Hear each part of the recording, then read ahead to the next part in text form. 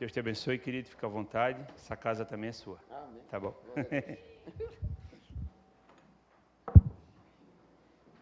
Estava de olho naquela água que o Asa pegou aqui, rapaz. Quando eu vi ele procurando assim, me deu até uma dor no coração.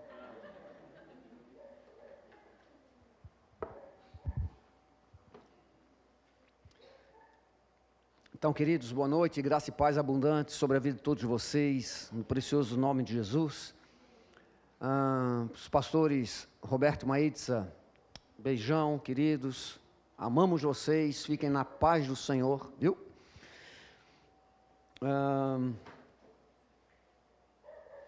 Antepenúltima canção, ministrávamos, né? Para quem? Eu vivo para glorificar a Deus. Para quem que eu estava ministrando? Para quem? Isso é muito forte, é uma expressão, uma frase assim, gente, fortíssima. Eu vivo para glorificar o Senhor. Lembram? Então, quando a pessoa ainda não se converteu, não tem nem como, né? Isso não pode fazer parte da vida dela, pois ela não conhece a Cristo, não se converteu. Mas é próprio para quem se entregou a Cristo, que se consagrou a Ele, que creu na cruz, no sangue de Jesus, na ressurreição dEle, tudo para nos trazer vida. Então, a partir deste momento, quando eu digo eu vivo na canção, para glorificar a Deus, o que isso quer dizer? A minha vida pessoal, a minha vida comunitária, a minha vida matrimonial, familiar.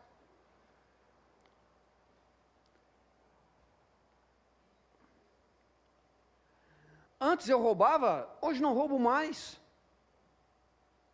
Antes eu me embriagava, me drogava, hoje não mais, não faz mais parte da minha vida, porque eu estou em Cristo. Antes eu usava a minha língua para amaldiçoar, para praguejar meu esposo, minha esposa, meus filhos, ou no trânsito, que é muito fácil, né? Sangue ferve no trânsito. Mas hoje, não mais. Então, quando eu não faço mais as bestialidades que eu fazia antes da minha conversão, então, isso quer dizer o quê? Não, agora, o meu comportamento é para glorificar Deus, porque eu estou em Cristo. É isto que significa. Hoje eu não tenho mais ídolos, mas antes eu era idólatra.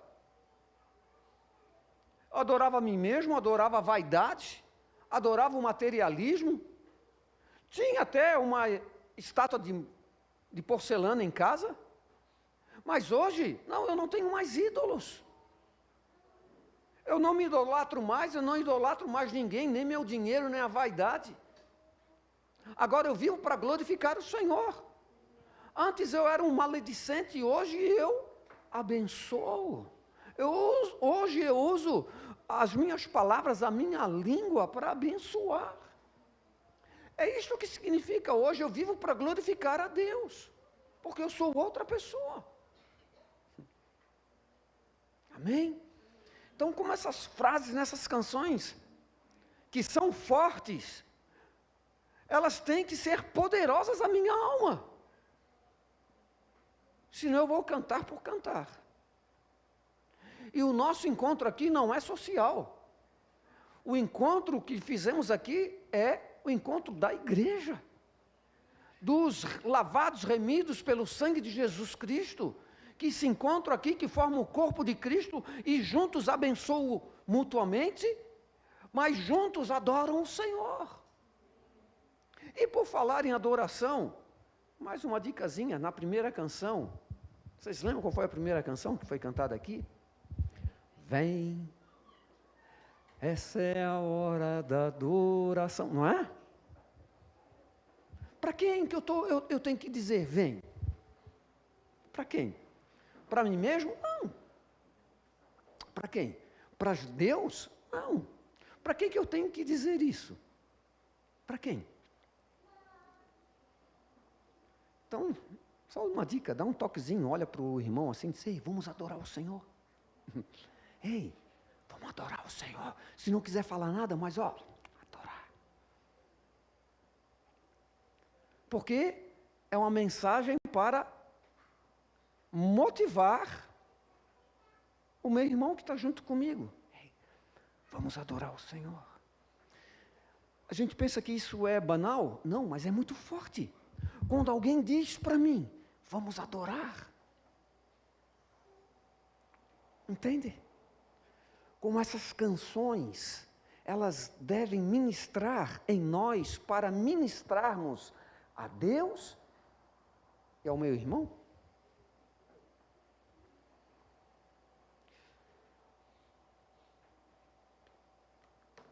Vamos orar. Deus,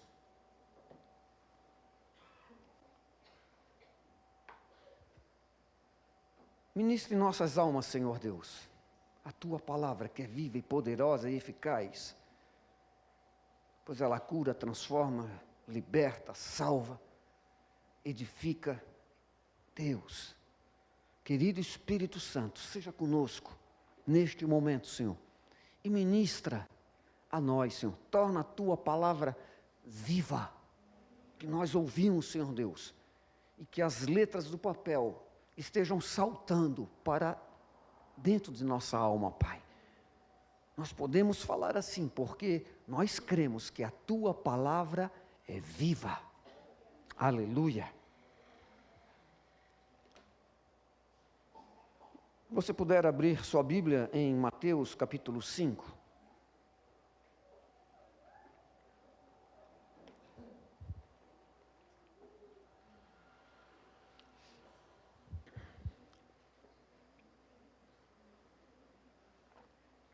Vem, esta é a hora da adoração. Lembre sempre. Sempre dando um toquezinho para o irmão. Ei, vamos adorar. Isso é muito, muito importante. E todas as canções que nós cantamos na igreja, quando eu falo igreja, né? Só fazendo sempre essa observação. As quatro paredes aqui não é a igreja, né? Nesse endereço geográfico aqui, né? A igreja somos nós que estamos aqui dentro. Nós somos a igreja. Tá? Sempre lembrando disso. Nós somos o povo de Deus, o corpo de Cristo. Eu falo isso porque a Bíblia nos ensina isso. Então, no capítulo 5, versículo 3, Jesus diz assim, bem-aventurados os pobres de espírito, porque deles é o reino dos céus.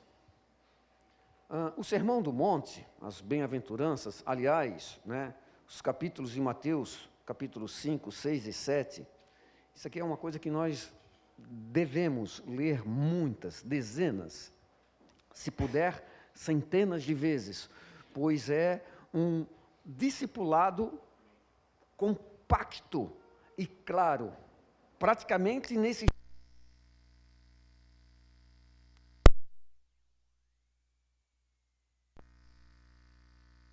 Israel. É isso que a declaração de Moisés, no capítulo 33, versículo 29, está dizendo. Agora aqui Jesus Cristo usa a mesma expressão, bem-aventurado quer dizer felicidade, paz, intimidade com o Todo-Poderoso, mas para os, quem mesmo? Para os pobres de espírito. O tema dessa mensagem é: o reino de Deus pertence àqueles que reconhecem sua falência espiritual. Pobre de espírito. O reino de Deus pertence para aqueles que se enxergam, que compreendem que, Senhor, se não fosse a Tua graça, a Tua misericórdia, eu estava perdido. de dor. Senhor Deus, se não fosse o teu amor, a tua luz, a tua glória, eu estava nas trevas, pobres de espírito. É isso que Pedro fala lá em 1 Pedro, capítulo 2, versículo 9, que nós devemos anunciar as maravilhas daquele que é Jesus, que nos resgatou das trevas, pobres de espírito, para a sua maravilhosa luz.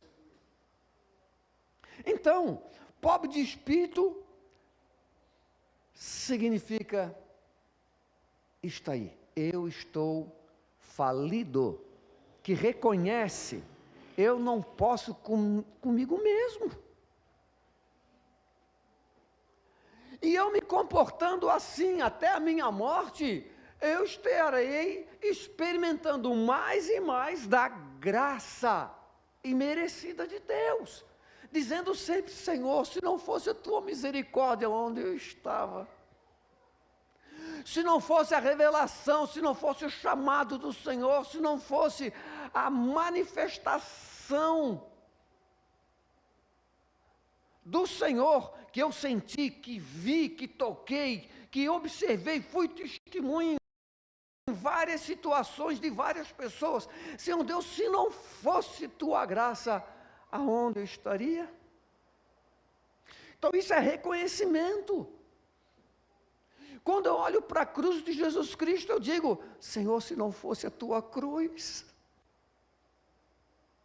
Quando eu leio, quando eu ouço, quando eu medito sobre que Jesus Cristo derramou o sangue dele por mim, eu digo: Senhor, se não fosse pelo teu lindo, precioso sangue.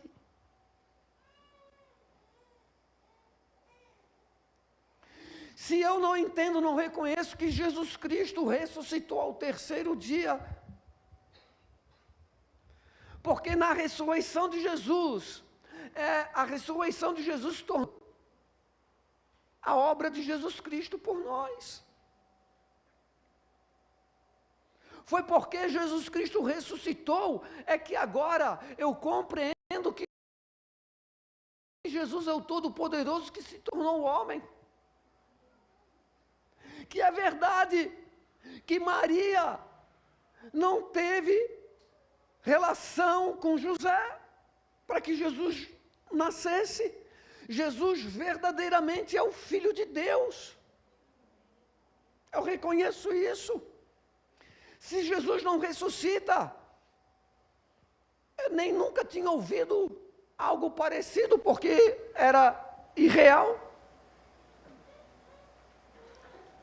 Porque Jesus Cristo ressuscitou, eu olho para a cruz e vejo, aquilo ali era minha, aquilo ali era a minha cruz. Cruz, penalização, sofrimento. E aquilo ali, Jesus o Todo-Poderoso se ofereceu para estar em meu lugar, ali penalizado. Porque Jesus ressuscitou, hoje eu creio, é verdade.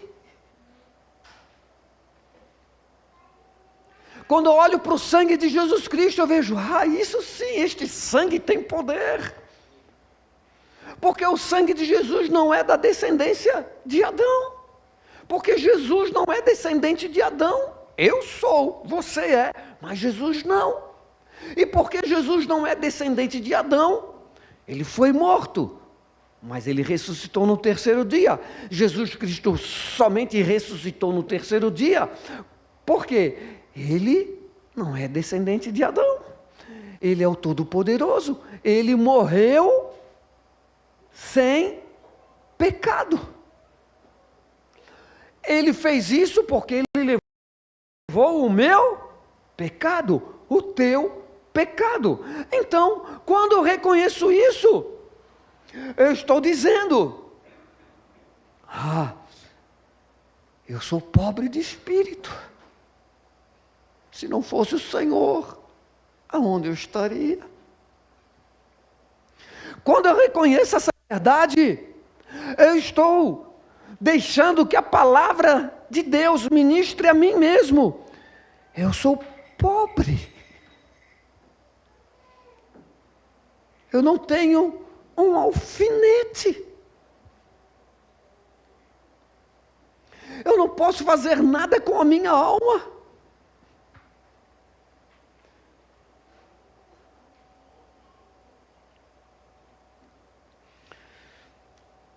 No versículo 3, olha só. Bem-aventurados os pobres de espírito, porque deles é o reino dos céus. Isso é agora. É para agora. Não, mas espera aí, isso não vai ser no céu? Sim, mas é um negócio que está selado agora. Porque a Bíblia diz que o meu nome está escrito no livro do céu. É agora, por isso que eu tenho a paz. Que coisa linda.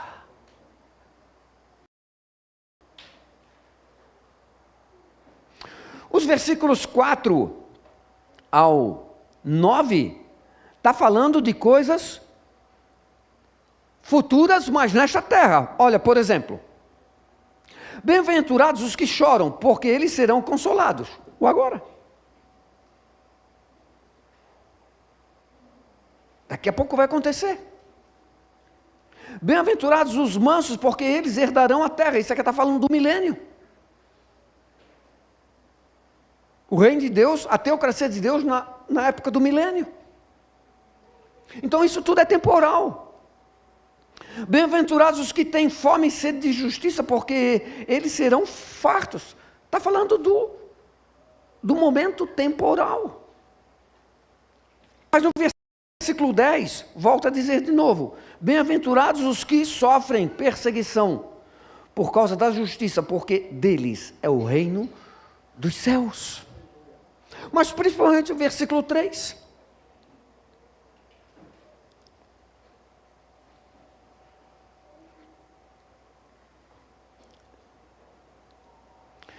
Nos versículos 11 e 12 de Mateus 5, falam algo interessante. Jesus diz aqui, bem-aventurados sois vós, quando vos injuriarem e perseguirem, e mentindo, disserem todo o mal contra vós por minha causa.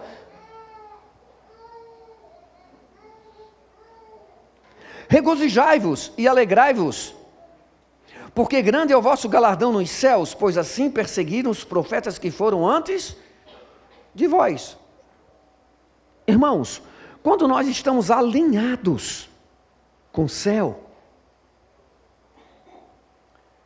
nós vivemos na paz.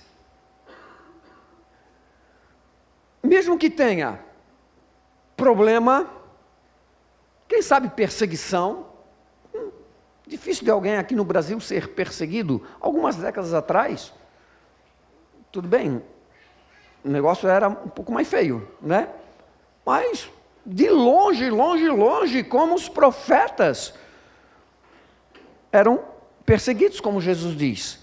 Pois assim perseguiram os profetas que foram antes, foram mortos, decapitados, cerrados ao meio, tal. Isso é perseguição. Nós aqui no Brasil, estou falando do Brasil, perseguições, sofremos perseguições invisíveis, quem sabe espirituais, quem sabe pela vaidade, o materialismo, a coisa fica aguçada, a gente vê tanta gente bem de vida, sendo próspero, andando elegantemente, e tendo dinheiro, quem sabe, para esbanjar, principalmente aqui, onde nós moramos, parecendo tanta riqueza, tanto luxo. E aí, somos assediados, perseguição. Pode-se entender isso como uma espécie de perseguição? Pode-se. Porém, trazendo para a nossa realidade, quando nós estamos alinhados com o céu, o nosso comportamento é de glorificar a Deus, independente das situações contrárias. Ou então seja por enfermidade, ou seja com dificuldade financeira. Qualquer coisa neste sentido. Quando nós temos intimidade com o Senhor, o nosso o nosso posicionamento, que leva a nos identificarmos como filhos de Deus, glorifica o Senhor. Por conta do quê? Por conta da esperança que Deus coloca em nossos corações pela eternidade com Ele. Entende? Então, quando nós temos a viva esperança, e que Deus dá isto livremente a todos que creem nele, tá?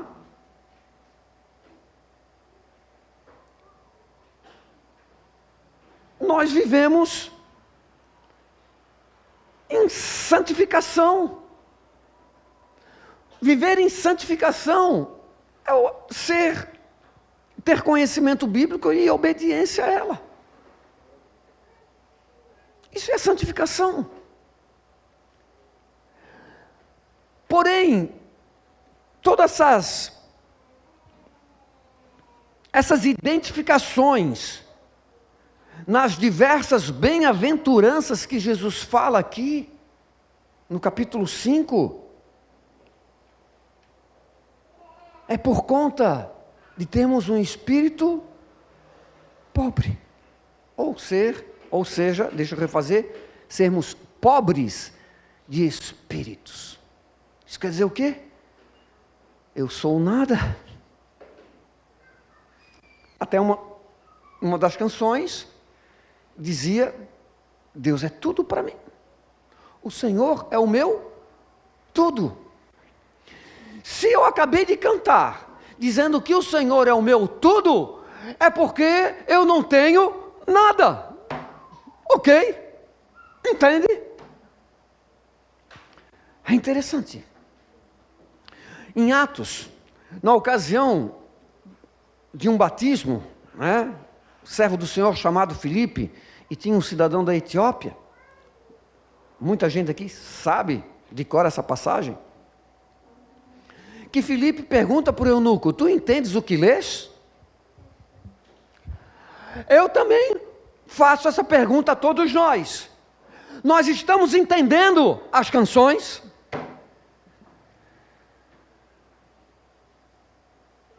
Porque toda canção, e essas canções que são ministradas aqui, elas são direcionadas por Deus. São muito bíblicas.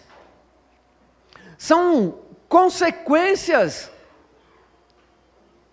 muito claras de alguém que está em Cristo Jesus.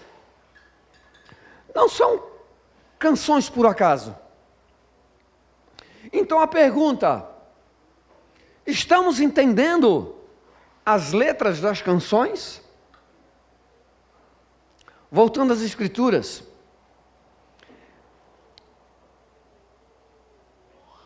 quero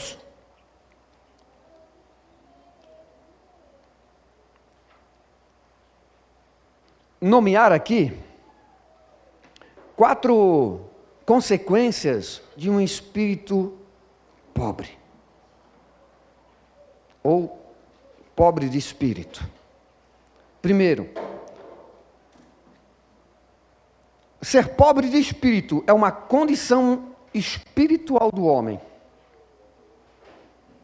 A pessoa se acha assim. Salmo 51. Aqui temos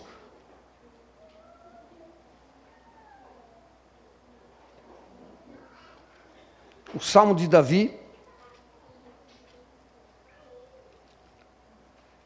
versículos 5 a 10, ele diz assim, Salmo 51, certamente em iniquidade fui formado e em pecado me concebeu a minha mãe. Certamente tu amas a verdade no íntimo, no oculto me fazes conhecer a sabedoria. Conhecer a sabedoria, irmãos? Isto significa o quê? Eu sei que eu não posso nada. Porque uma pessoa que se acha vaidosa, ela se acha tão ruim. É um pouquinho, às vezes, uma coisinha diferente e tal. Então aí que pisa no calo dela, tal, então ela explode, né? Isso é normal de uma pessoa que se acha boa. Mas olha o que Davi fala. Davi, meu irmão, é referência espiritual para todos nós. Tanto é que Jesus é da descendência de Davi segundo a carne. Certamente tu amas a verdade no íntimo, no oculto me fazes conhecer a sabedoria. Purifica-me com hisopo e ficarei puro. Lava-me e ficarei mais alvo do que a neve. Faz-me ouvir o júbilo de alegria, regozijem-se os ossos que tu quebraste. Esconde a tua face dos meus pecados e apaga todas as minhas iniquidades. Cria em mim, ó Deus, um coração puro e um espírito, e renova em mim um espírito reto. Isso aqui fala o quê? De alguém que se acha a pior pessoa. E não somente porque Davi aqui reconheceu o pecado, que ele foi desnudado no pecado com Betsabá. Não. Mas isso aqui tem que ser a identidade de qualquer homem, qualquer mulher que se aproxima do Senhor. Para qualquer um de nós aqui. Aliás, para todos nós aqui. Sabe, temos que ter essa identificação com a nossa natureza pecaminosa em relação a Deus. Agora, eu conheço o Senhor, Ele é grandioso, então eu me aniquilo. Quanto mais eu me aproximo do Senhor, quanto mais eu ouço, quanto mais eu leio, quanto mais eu medito das Escrituras, mais eu me encolho. Porque quanto mais eu busco o Senhor, mais grande eu o vejo, soberano, majestoso, santo. Isso, como consequência, eu vou me achando cada vez nada. Que é um procedimento normal.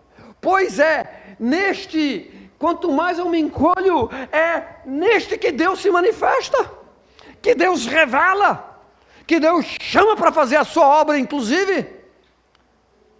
Não pessoas com estrelinha, não pessoas que se acham, ou não se acham tão perverso assim. Todos nós nascemos no pecado e por isso todos nós somos perversos. A Bíblia diz isso. Em pecado concebeu a minha mãe. Não porque a mãe de Davi prostituiu.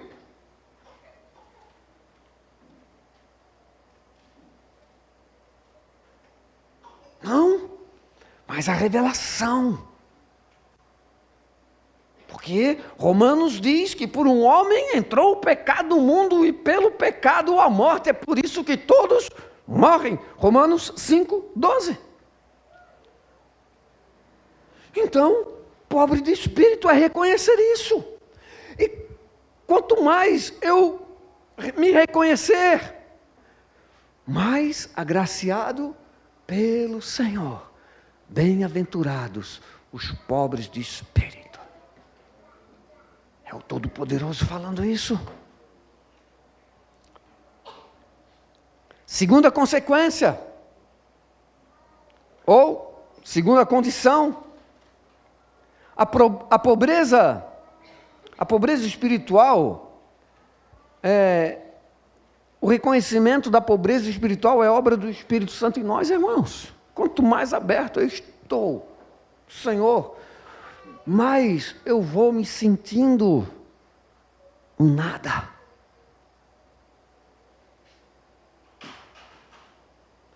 Mais paz, mais alegria, mais euforia espiritual eu sentirei, mas à medida do nada.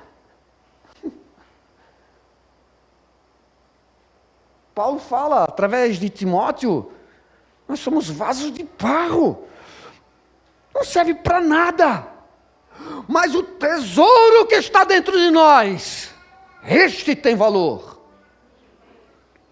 Este tem valor, não é o vaso de barro que sou eu. Isso não tem valor. Mas é o que está dentro de mim, o Espírito do Senhor.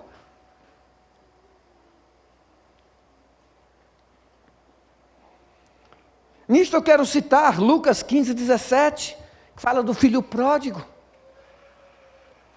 que se envaideceu, estava na casa do pai, tinha tudo do bom, do melhor, se envaideceu, quis dar uma voadinha no mundo, se achou, eu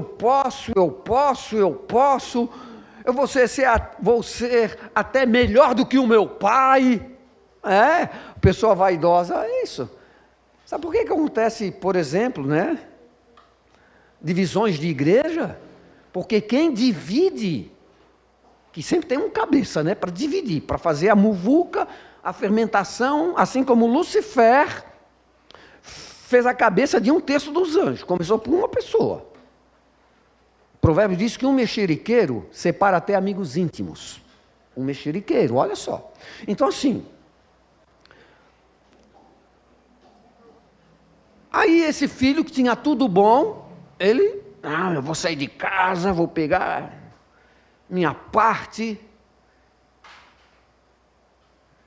financeira, eu vou aplicar, vou viver solo, carreira solo, e eu vou melhor do que meu pai.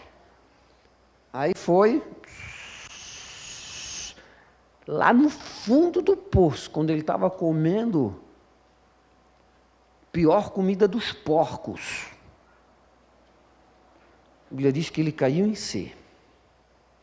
Ele caiu em si. Opa! O cair em si significa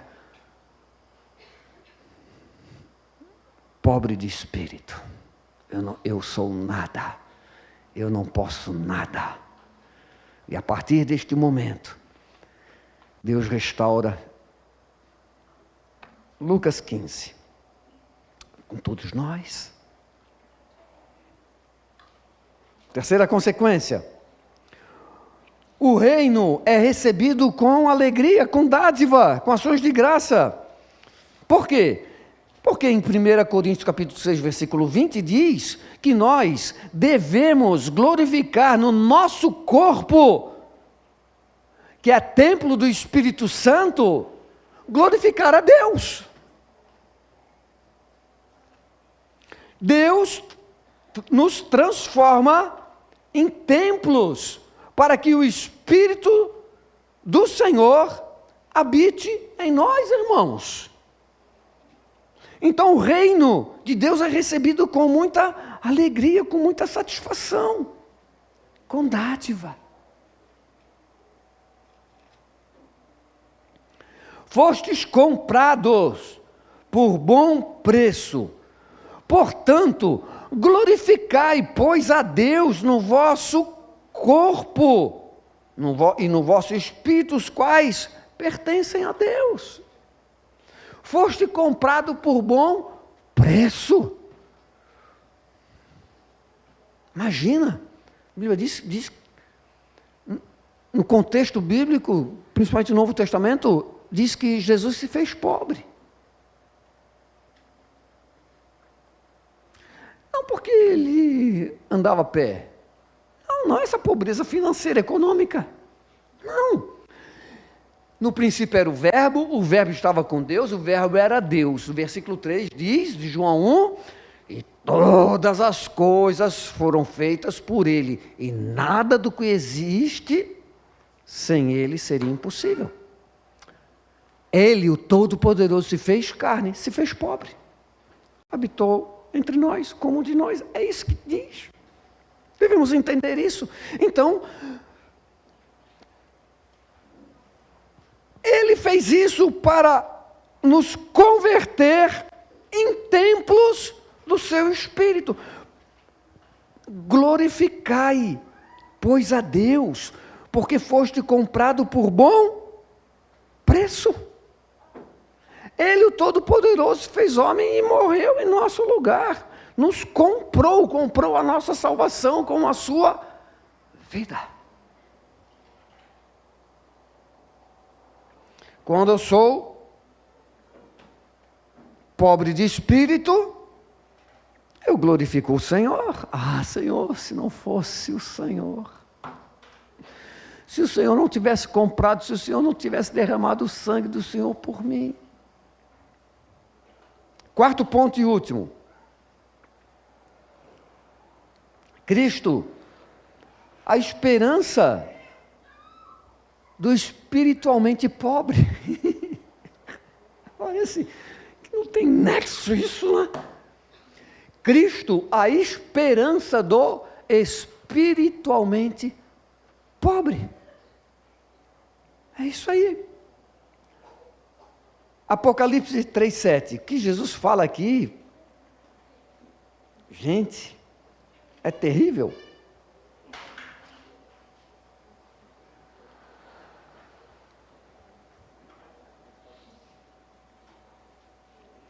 Para a igreja de Laodiceia, ele diz: dizes, rico sou, e estou enriquecido, e de nada tenho falta, mas não sabes que és um coitado, um miserável, e pobre, e cego, e nu.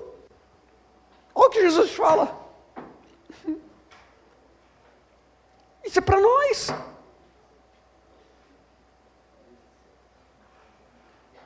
Para que orgulho? Para que vaidade? Para que individualismo? Para que isolamento? Para que achismo? Ah, deixa esse tipo de coisa para quem não se converteu ainda.